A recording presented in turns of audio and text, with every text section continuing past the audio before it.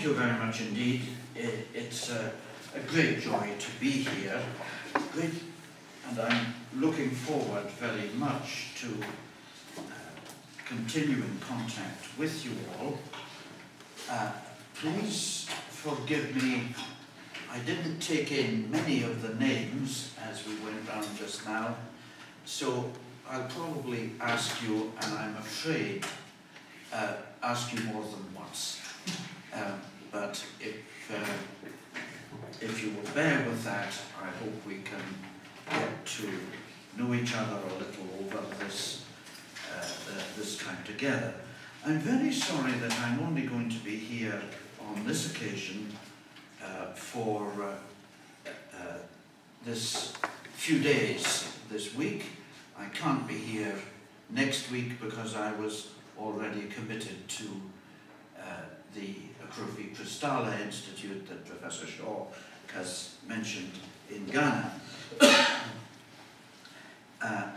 I hope that for your future residencies I can be there for the full time. But as you may have gathered from what Professor Shaw said, I have a rather commuting life and spend quite a lot of time on the road between the various institutions. There are a few more that he didn't mention that I visit. My task in this first day or two of the course is to look at some of the historical aspects of world Christianity. And I'm going to try and do that by looking at one or two chapters, not by attempting a history of world Christianity, but by looking at one or two chapters particularly that relate to the crossing of cultural frontiers by the gospel. These are the great turning points in Christian history, because the whole history of the Christian faith has been one of crossing cultural frontiers. Christianity lives by cross-cultural diffusion. Where it does not cross cultural frontiers, it tends to wither. And we will look at this as we go on. As time is limited, I'm going to concentrate on two aspects in particular. We'll, since they're of special concern, I would guess, to the sort of work which many of you will be doing in your research. Some of the things that I'm talking about relate to how the Christian faith, how the gospel crossed cultural frontiers in the West. In other words, the making of Western Christianity. Since that's important as part of our local story, if only because in the parts of the world that most of us are working on, the missionary movement from the West has been an important factor in Christian history. Well, how was that made? How did Western missionaries get to be the sort of people they were, to think the way they did? So I am going to look, and I hope in the course of today that we can look a little bit at the special forces that brought Western Christianity into being. The other area which I imagine all of us are especially interested in is Africa. So again, I want to look over the centuries. Christian faith here in Africa is, after all, pretty well 2,000 years of history. It isn't something that began in the 19th or even the 16th century. It's got a couple of millennia of history. And I want to look at that different aspects of that. And then I hope we'll have time, we'll see how we go, to look at some other parts of the world as well. Now, one of the problems when you get to my state of antiquity is that you get to talk too easily. And one problem is that if I don't have the thing written out in front of me, is I tend to talk forever. And sometimes, and I thought of that especially for this morning, I won't have the full script in front of me.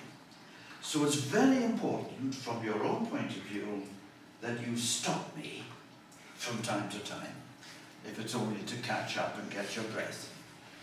So I don't mind at all being interrupted, and we can converse as we go along.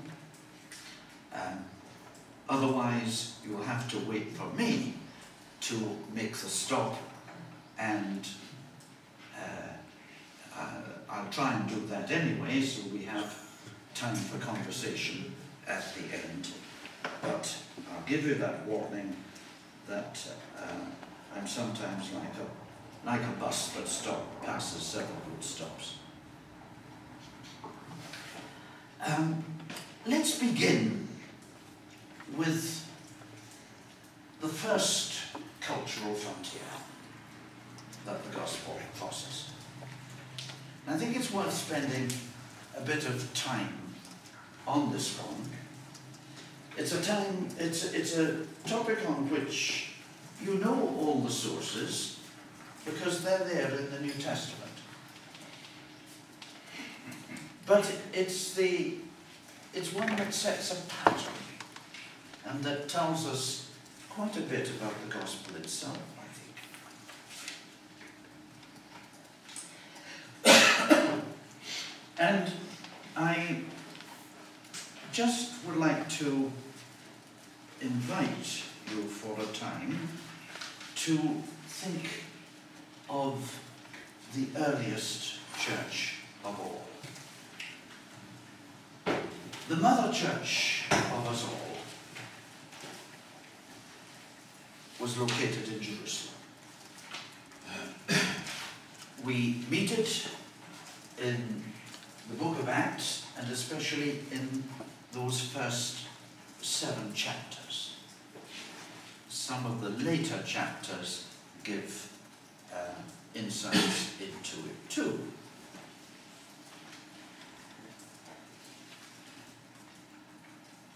It's led by the apostles,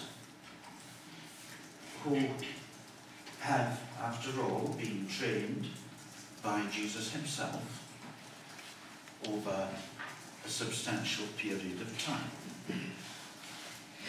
People who are themselves witnesses of the resurrection.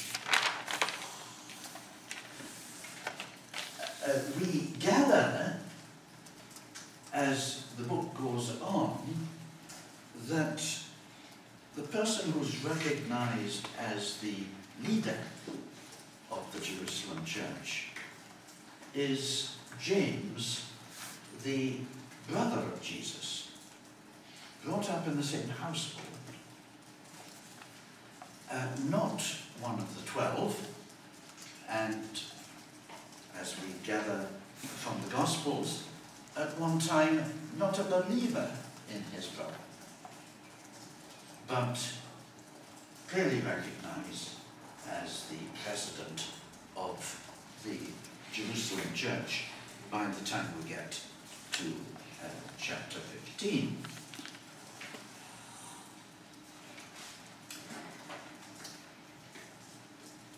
One thing that's clear is that this is a monocultural church. It's ethnically completely coherent. Everybody in it is Jewish.